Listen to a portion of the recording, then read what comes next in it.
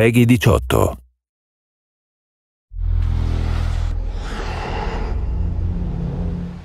Hi, my name is Ashraf Ismail, Game Director of Assassin's Creed 4 Black Flag, and I'm very proud to be showing off the Caribbean open world. Here, we're going to start with Edward. After completing a few missions, he's met up with the assassins, but he's not yet bought into the creed, so he still has this selfish need for fame and fortune. Edward is one of the most unique characters we've created for the Assassin's Creed universe. He is a man who is still trying to figure out who he is in life and what he wants to get out of it. At this point in the story, he still wants that fame, so one way to get it is to complete these assassination contracts. This is a way to make money and to gain a bit of notoriety. So here we go. We have 2 targets to take out, 2 Templar brothers. So we're going to accept the contract, and the world map is going to show us where this contract takes place. So we see here that the contract is actually very close to us. It starts in the village we're in, but as we zoom out, we want to show you the world that we have. Many locations, over 50 locations, centered by Cuba, the Bahamas, and Florida up north. This is a massive world. There's a lot to find and do in this Caribbean Sea. But now we'll get back to the Fisherman Village and go after our targets. The Fisherman Village, it's one type of location in this world. It's really here as a convenience to the player. This is where you can start missions, where you can shop to upgrade Edward and the Jackdaw itself. It's really about the mood and the ambiance of the Caribbean Sea. In the distance, we have a tavern that we're approaching. Taverns are places where you can hire crew, play mini games, drink if you wish. But for now, we're going to focus on the targets and take them out.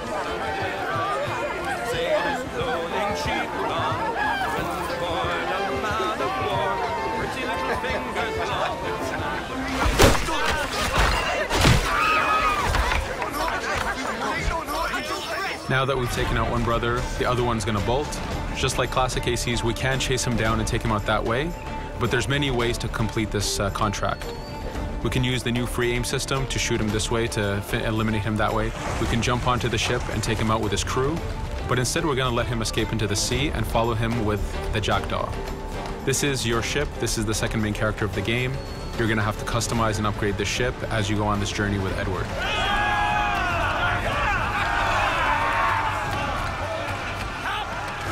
We've seamlessly gone from a ground chase right into a naval chase. We could destroy the ship and complete the contract that way, but instead, using the spyglass, we can see that he's carrying a lot of rum. Rum is important in the economy system. It's one way of making a lot of money if you sell it properly. So instead of destroying the ship, we're going to plunder that ship. Fire! Here you can see the upgrades that we've made into the naval combat. Using the front cannons, you can shoot chain shots to slow down the ship. Using the new round shot mechanic of trajectory aiming, you can aim for the hull and do a lot of damage this way. This specific enemy is what we call a frigate. Frigates are the type of ships that you need to destroy as fast as you can, because the longer the fight lasts, the more damage they're capable of doing. We have other enemy types like the Charger or the Man of War. The Man of War is a massive ship capable of carrying over 100 cannons. These are ships that you really need to upgrade to be able to face. But now that this frigate has been demasted, we can start the boarding. Boarding, it's very important. You are a pirate. This is how you gain cargo. This is how you take on ships. So here we can start the boarding from any orientation or angle we wish. The distance even matters. If you get too close, the 2 crews will just jump right into each other. If you start a bit further, you can jump in the water and go in for a sneak stealth attack. We have 2 objectives to accomplish for this boarding. We can take out the captain, and we need to take out some of his crew. So using the swivel gun, we will efficiently take out a lot of the crew. And now we'll go for the captain using Edward's navigation abilities. Here, again, using the new free aim system, we have a dangerous enemy on the other side taking out our crew. We can easily take him out with a headshot. So what we see here is that 2 ships have come together to create this 3D environment where, using your assassin abilities to navigate, to be stealthy, you can take the advantage and get the kill by surprise. Now that we've taken out the captain, we still need to take out a few of the crew members to complete this boarding. Now that we've plundered the ship, we're going to gain that rum that we saw earlier, but we're also going to gain ammo and crew members and some gold. With every boarding, there's 3 options that you can do with that ship. You can gain crew members, you can send the ship to your fleet if you wish, or you can salvage a ship to repair the Jackdaw if you took too much damage in the fight. In this case, since we did well, we're going to send the ship to our fleet. Now that we're back in the Caribbean Sea, we needed to make sure that every minute something is being advertised to the player, something new for the player to do. In this case, we have this uncharted location. These are what we call playas. We have over 75 of these in the Caribbean world. Every playa has something very important for the player to find, something that will help in upgrading Edward or the Jackdaw. So it's in your advantage to explore these locations.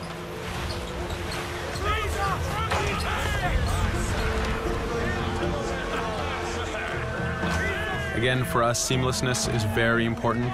We needed to be able to explore this Caribbean world without having too much interruption in the action. So being able to just let go of the wheel anywhere we want, jump into the water, and swim over to that location. This is very important for the mood and the immersiveness of this Caribbean open world. Here, as we get on the playa, in the distance we can see that there's a faction battle, but closer to us we can see that there's this poor drunken sailor who's passed away. But being a pirate, of course, we're going to loot his body and see what he has for us.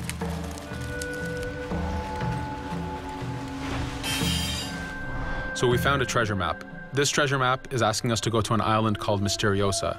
Every time you find one of these, you know that you're going to find a treasure that is linked to the progression of the Jackdaw or Edward, so they are very valuable. Here we're going to take a look at that faction battle. We have a British ship facing off against a Spanish ship. We could jump in and take advantage of this opportunity, allowing each ship to weaken the other and for us to plunder both. But now we're going to make our way back to the Jackdaw. Again, this is the second main character of the game. There's a lot of customization and a lot of upgrading to do on the Jackdaw. You can upgrade all the weapons to fit the playstyle you wish. Now, as we get onto the Jackdaw, we can see that the crew is cheering for us. Edward has a really close relationship with his first mate, Adewale, standing right there, and with his crew. And this is something that you'll see later in the demo, that we can lose and gain crew members. Again, using the spyglass, we can really see the contents of a ship, but you can also assess the danger and threat level of these ships. But for now, we're going to continue to Misteriosa to find that treasure. Here we've crossed into a harpooning zone. The harpooning system is connected to the hunting system, which is used for upgrading Edward himself. So you can upgrade the number of weapons he carries, the ammo that you can carry, and even his health. But for now, we've moved past that zone and we've got into a storm. Storms are very dangerous. If you're not careful, if you don't know how to navigate a storm, you will take damage to your ship and you will lose crew members. In the distance, we can see a water spout. This is a tornado in the ocean.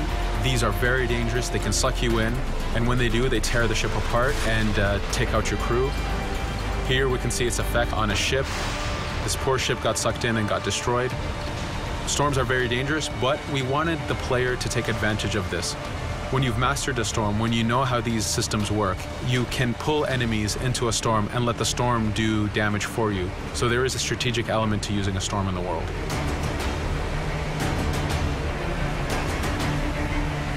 Here we can see that the storm is dying down a bit, but there's still this torrential downpour. It was very important for us to get the real mood of and atmosphere of the Caribbean in the weather cycles and in the daytime cycles.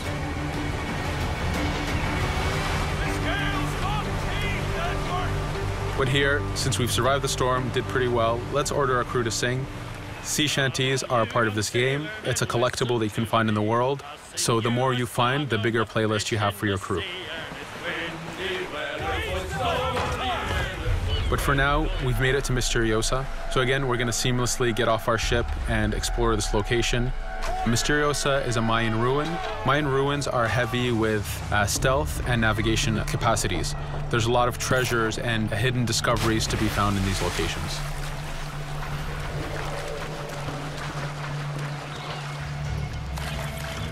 If we recall the treasure map, the treasure is hidden behind a temple. So just by quickly looking around, we can see that temple looks about right. So that's our objective. We'll head there. As we go this way, we can see there's a lot of guards on the beach. We could go in and fight them if we wish to, but to show off that this is a mini open world, we're going to try to find a different route to get to our objective. Here, we've seen a guard. We don't want to alert him, and we don't want to alert the guards on the beach, so we're going to use our stealth ability to take him out silently.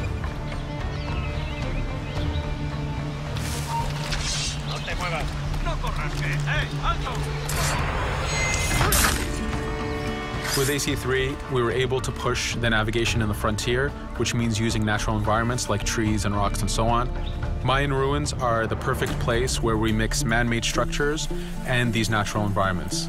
So you really get to feel how far the navigation abilities of the assassin have come since the original game.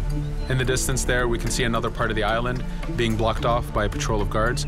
We're going to avoid it for now and go for that treasure.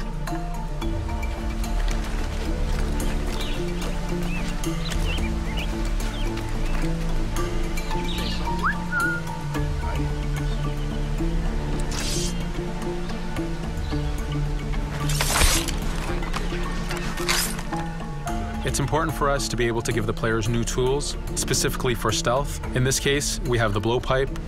Using the berserk darts, you make your enemies go crazy. Effectively, this means that they'll attack anything and everything in sight, including their own friends, animals, or Edward if he was in the way. So you do have to be careful with how you use it. But now that we've caused a distraction, if we happen to fall down there, at least there's already a bit of damage done for us. But using our navigation skills, we're able to get past that area without any trouble. There in the distance, you can see the jackdaw placed exactly where you left it when you got onto this location. It's really important for us to show the beauty of this Caribbean world. The Caribbean has some amazing vistas, and we pushed ourselves to replicate this in the game.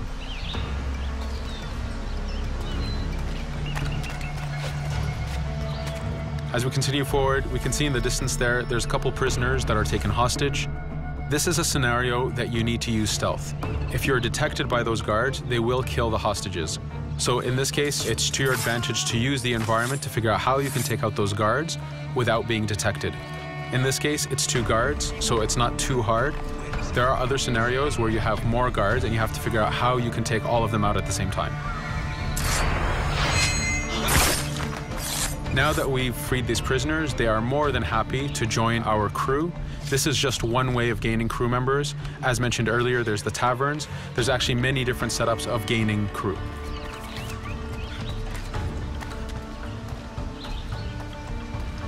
Here, we're going to go back to the treasure map.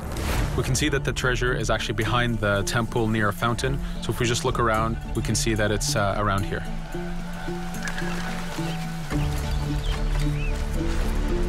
Now that we've found the treasure, what we've actually found is a blueprint. Blueprints are incredibly valuable for the upgrading of the jackdaw. This is how you can upgrade the biggest and most devastating upgrades of the ship. So here we're approaching a reach high point. Just like classic ACs, synchronizing with a reach high point reveals the contents of a location and the map itself. But as an added feature, because this game world is so huge, there are many different locations, this also becomes a fast travel point. So now you can, by synchronizing, now you can come back here anytime you wish to collect those treasures that we passed up a bit earlier. Here we've reached the end of the demo. This was a tease of the open world that we have. We're very excited to be able to show off this game and to let you play it very soon. Thank you for joining us.